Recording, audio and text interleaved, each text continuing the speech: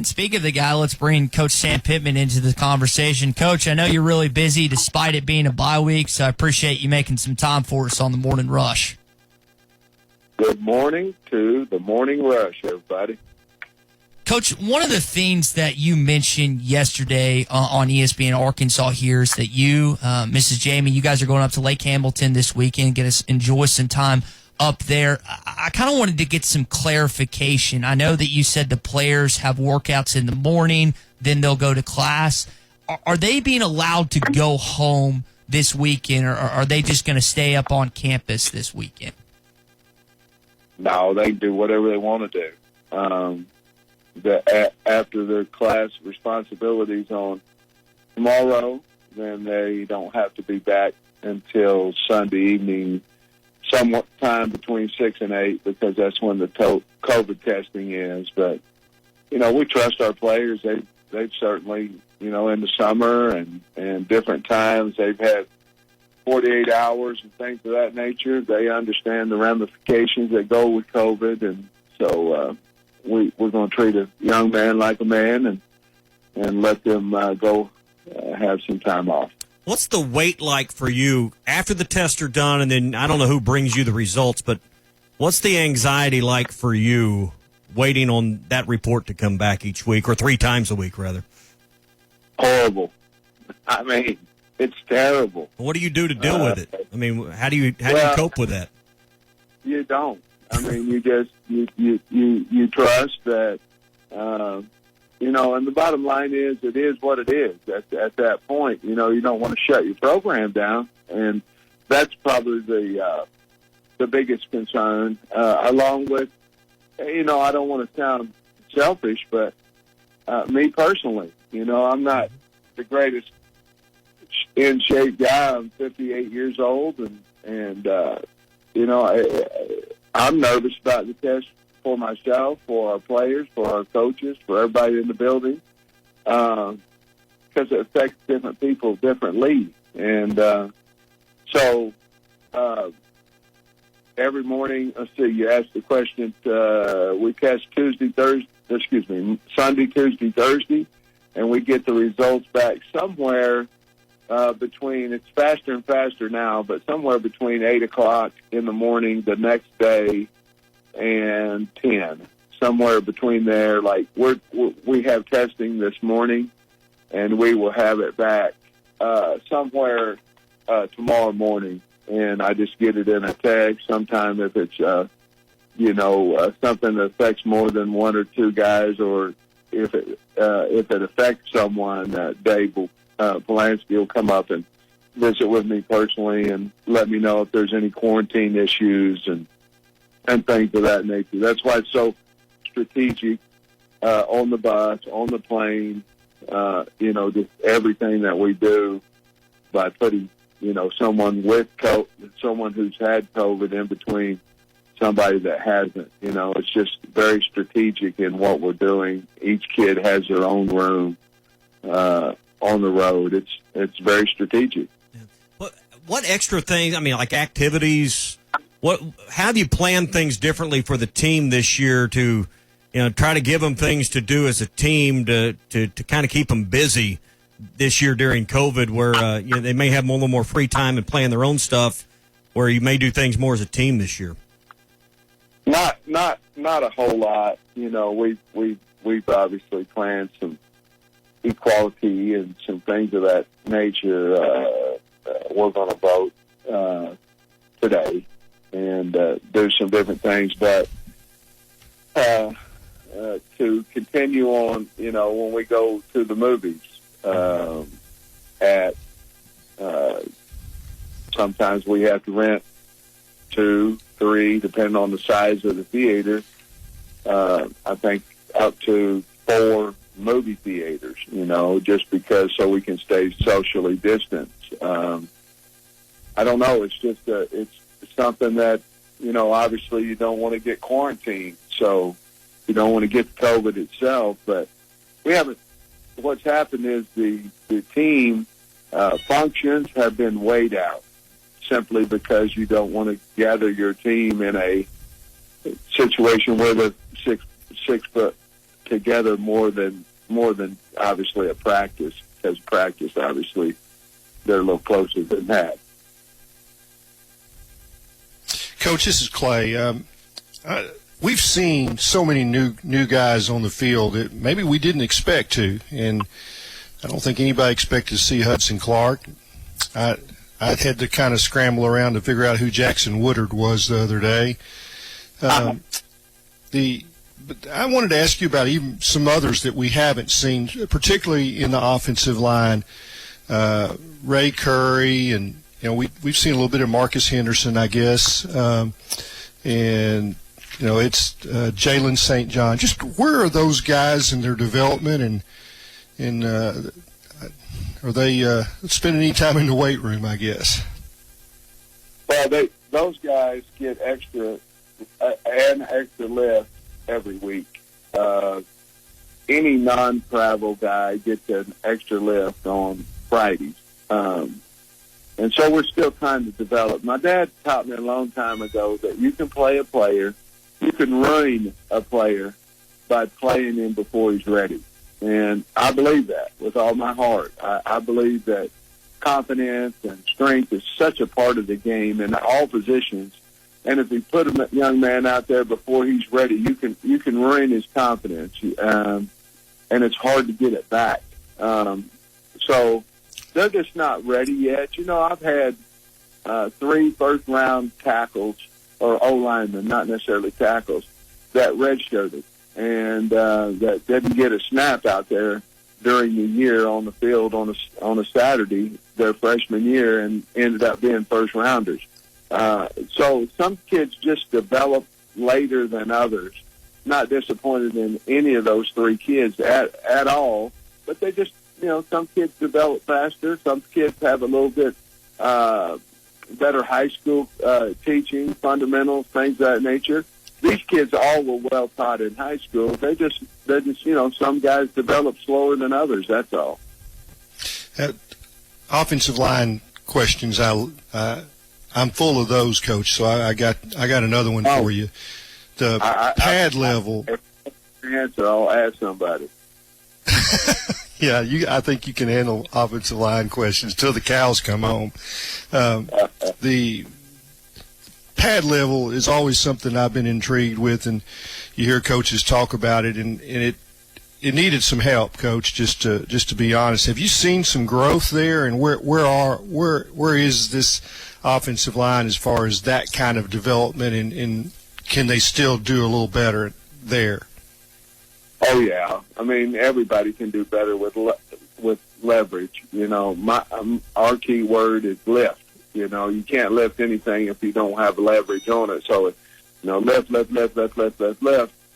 You're either controlling your destiny or he's controlling your destiny by your pad level. That's common sense. If I'm high, he's going to knock my shoulders out of my gap. If I'm leveraged, I'm going to control my destiny. So we talk about that all the time.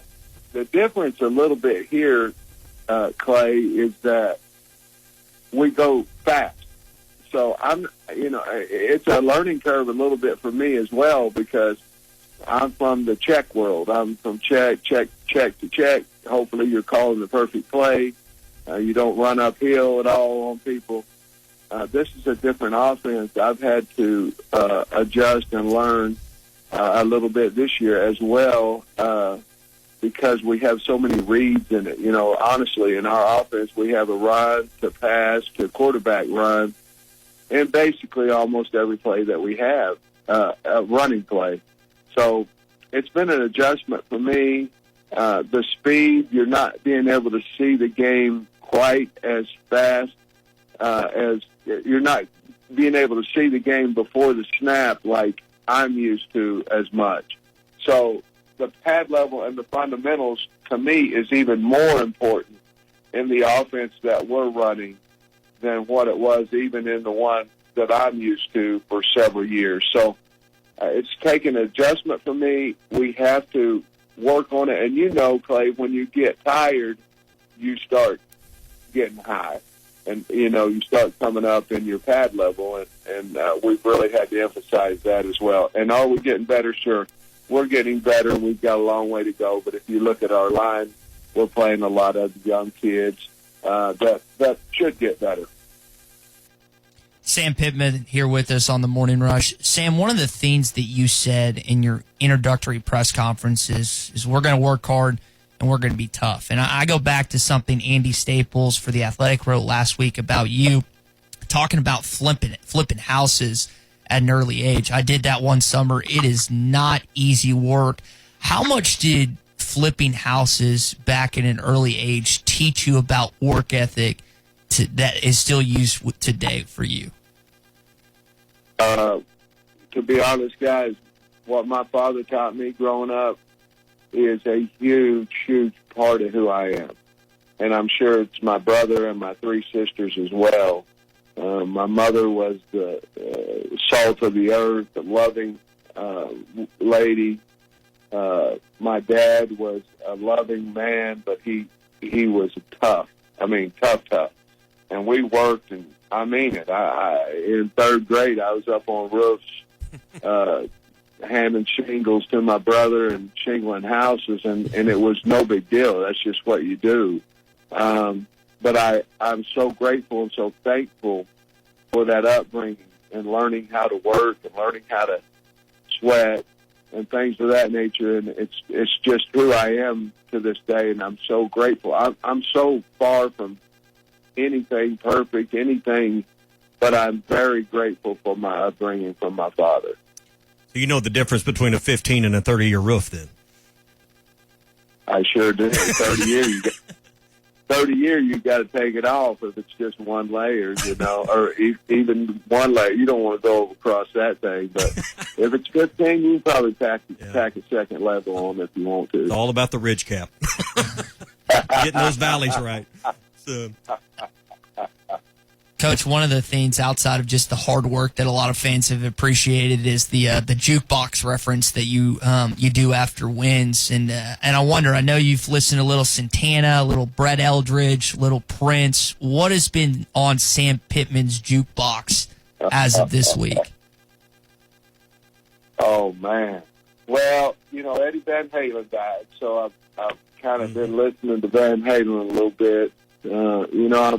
I went back to old school a little bit, with Bob and Turner Overdrive and 38 Special and the Babies and some, I kind of went back a little bit, over the last couple of weeks. I really don't know why. I just did. I know why I went to Van Halen, but, I meant nothing by that. It just came out, at Mississippi State. I was so excited and I didn't know there's a jukebox or not. It's a little bitty boom box over there, and I called it a jukebox. But I will say this, against Ole Miss, I did mean to say turn up the jukebox after the Ole Miss game. I did mean to say that. The first one I didn't. Everybody kind of liked it, or no, I don't know. It kind of caught on, so I may say it again if we get a win. Well, I think a lot of people. Yeah, I think a lot of people are appreciating it. All right, we got a couple hard-hitting questions that some of our listeners want to know, and I think we need to get some answers from you. People want to know whether you're a tri-tune or a ski boat guy down on Lake Hamilton. Tri-tune. Tri-tune. All right, Stubbies or McClards? I don't know if I've been to either one of them. What is that? Barbecue there in Hot Springs. I have not been to either one of them. Obviously, since I've been back, it's been COVID. Yeah. And I really can't go into places down there too much, just because of COVID. And I want to be social, and it's hard for me to be, but I'm going to try both of them this week. McClard, if you can only go one or the other, I'd go McClards first. That'd just be my choice. But I'm going to go ahead and go out on a limb and go to both of them. Exactas or daily doubles at Oaklawn? Man, I have been known to do both, by the way, but I love exactas more than doubles. It's just doubles take too long. You got to wait 2 races. Yeah. You can hit a little more money that way. You can certainly lose a little bit as well, but exactly. All right, and being a Pitt State man that you are, and I've been to Pitt State a time or two. This one's the important one I found in my first trip up there. Everyone wants to know this. Once you Chicken Annie's or Chicken Mary's, because that's a big deal. Mary's. Okay. So Mary's. Both of them's very good, by the way. But and for those that don't know, Pittsburgh, Kansas has some of the best bone-in fried chicken, and it's decades-old tradition up there, Coach. But if you ever want good bone-in fried chicken, Pittsburgh, Kansas is your place. Absolutely. It was there obviously when I was in school, and all 6 of my years when I was in school, it was there, and it's still there. All right.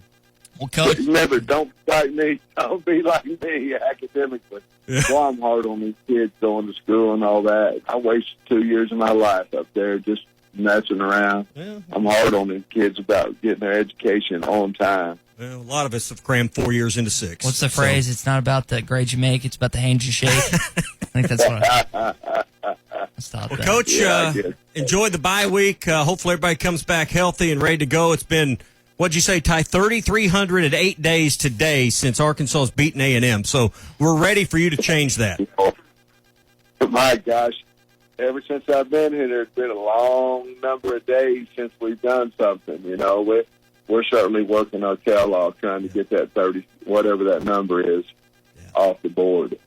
It's time to end another drought. Coach, we appreciate the time this morning. Enjoy the lake this weekend with your wife, and we'll talk next time we get a chance. Thanks, guys. I really enjoyed the interview. Thank you so much. Thanks for the conversation this morning. It's not often Coach gets asked stuff outside of football, so we figure we'll wrinkle that in a little bit. And we'll react to this coming up here on the Morning Rush. Clay, appreciate you hopping in with us a little bit this morning. I'm sorry I didn't have any lake questions. I didn't have any food questions, but I am a fried chicken guy. Mm-hmm. There may be a trip to Pittsburgh, Kansas in my future. Just call me. I'll meet Fried chicken is it, baby. I'm telling you, I've been to, I think Bone-in fried chicken. Bone-in fried chicken, yes. I mean, it's Pittsburgh, Kansas is